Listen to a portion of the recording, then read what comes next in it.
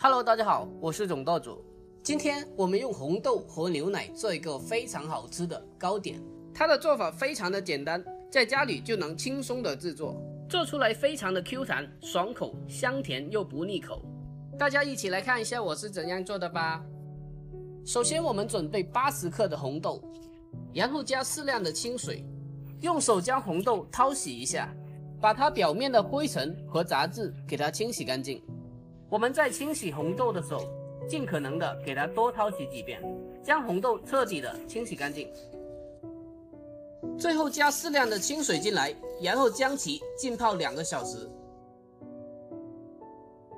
好了，2个小时已经过去了，这时候我们起锅烧水，然后把红豆放进锅中，扣上盖子，用中火蒸熟。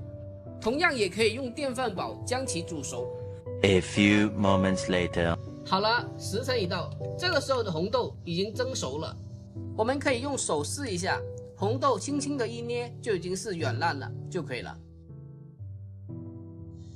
接下来用100克的马蹄粉，还有200克的清水，将其兑成粉浆，用勺子将它不停的搅拌，把它搅拌成没有颗粒的粉浆。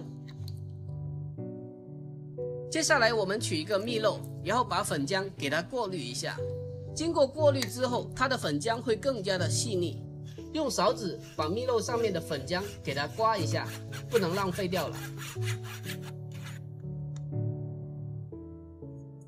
接下来我们取一个干净的汤锅，然后把蒸熟的红豆给它放进来，再来上100克的白砂糖，还有200克的清水，然后开火将其煮开，用勺子不停的给它搅拌，把里面的白砂糖搅拌至融化。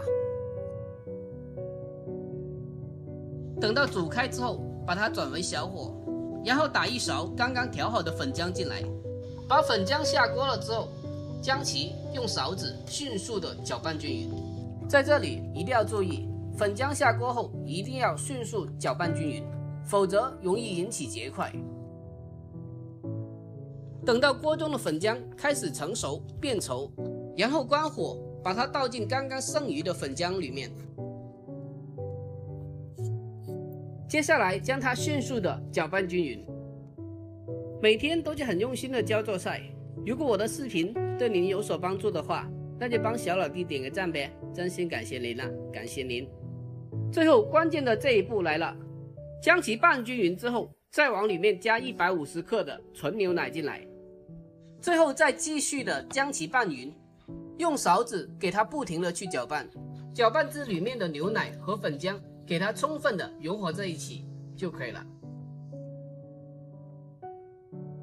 最后取一个干净的托盘，然后把调好的粉浆给它倒进来，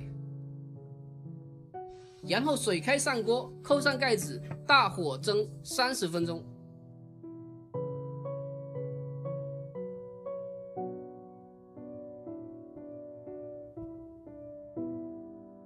好了，时辰已到，这时候已经蒸了30分钟了。我们打开盖子看一下，怎样去分辨它成熟没有？用牙签往里面插一下，如果是没有粉浆流出来，或者是不沾牙签，那就代表熟透了。最后关键的一步，一定要等它放凉了之后再脱模。大家看一下，非常的紧实 Q 弹。最后等到它完全的放凉后，再给它脱模切块。好了，一道非常好吃的牛奶红豆糕就制作完成了。将它放冰箱冷藏放凉了之后，吃起来非常的冰凉 Q 弹，清甜爽口。这个红豆啊，不要再煮粥了，下次你就像我这样做，非常的好吃。喜欢的一定要收藏起来，下次试做一下。好了，今天的视频就分享到这里，喜欢的可以双击评论收藏起来，我们下期再见。